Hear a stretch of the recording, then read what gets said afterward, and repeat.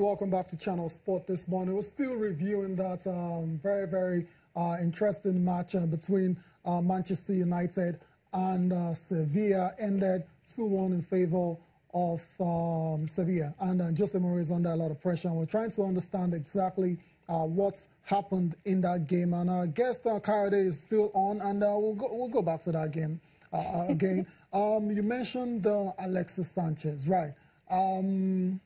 People are starting to lose patience with him.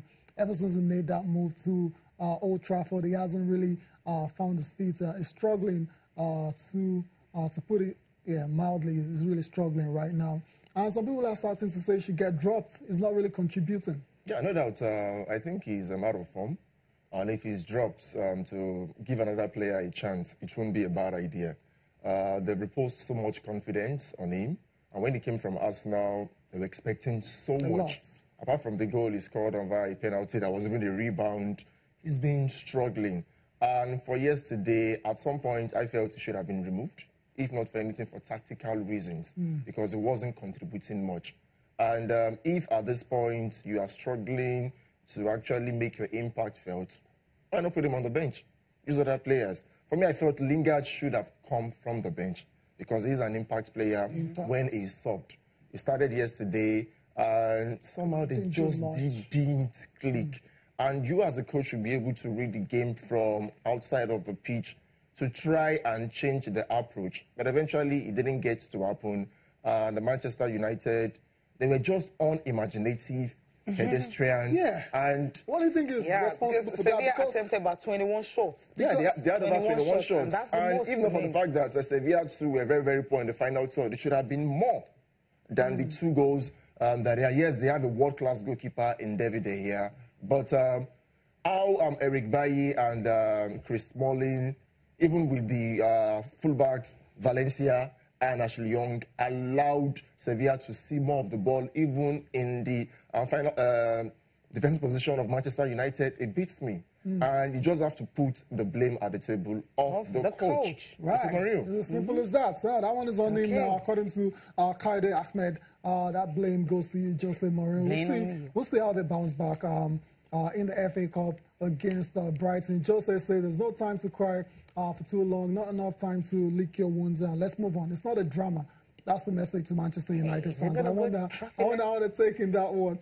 Let's talk about the big game for tonight. Sevilla players are really... Sevilla players. Yeah. Let's spare a thought for them. Yeah, exactly. Fair, right? I mean, we're just talking about the losing side. Exactly. I mean, let's talk about the winners. Because I can't remember, it's always easy for a Spanish side to come to England and get a win. So for them to have done that, to just give them the credit, and that's why all the players had to go to social media as usual and just be jubilating. And this is what's coming from there. Is that our dreams have come true in the theatre of dreams. I love the history is made in Manchester. Right. This is how you hit it. I mean, very hot. Bullseye. Very hot. Congratulations to Sevilla. Just got it. Congratulations to Sevilla. Let's see how far they can progress in this competition. I'm surprised. Well, beating United is more like half trophy for them, right? No, it's not half trophy. I mean, the club wants to win and they want to go as far as possible. So it'll be very interesting to see who they get in the quarterfinals. That's it for Sevilla. Congratulations to them once again. Let's talk about tonight's big game between Barcelona and Chelsea. That one is level as well, so just like United and Sevilla. But this time around is 1-1. Barcelona have the away goal, and you say it's advantage to them. There's also a matchup, which is for a lot of people, is academic between Bayern and Besiktas. 5-0 for Bayern, so it's good to say they through to the last day.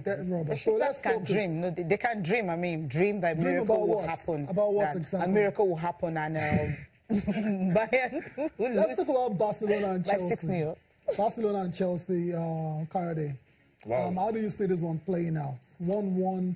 Chelsea, Conte, we've seen him in recent times with a false 9, you know, tactic or strategy, however you want to put it. Do you think he's going to approach this game in a similar fashion? Well, he would approach with the intent to grab all victory against almighty Barcelona, but the superior firepower of Barcelona would prove very vital for Chelsea to handle. Yes, they want to give the endeavor and the fact that they want to be the spoilers. Because if Chelsea gets to beat Barcelona, based on antecedents in the recent past, Barcelona are the bigger side. But Antonio Conte could just come up with something magical in terms of his tactical nuance into the game. But you just cannot look beyond Barcelona. Going with the likes of Iniesta, we don't know if he gets to play. If he's actually confirmed fit, yeah. That's good news for Barcelona and Barcelona fans.